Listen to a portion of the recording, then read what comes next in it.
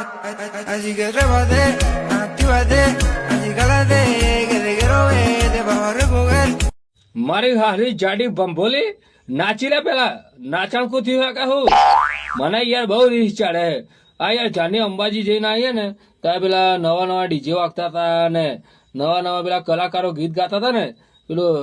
આનું ફેવરેટ ગીત કયું ખબર હે પેલું તુझको ही दुल्हन बनाऊंगा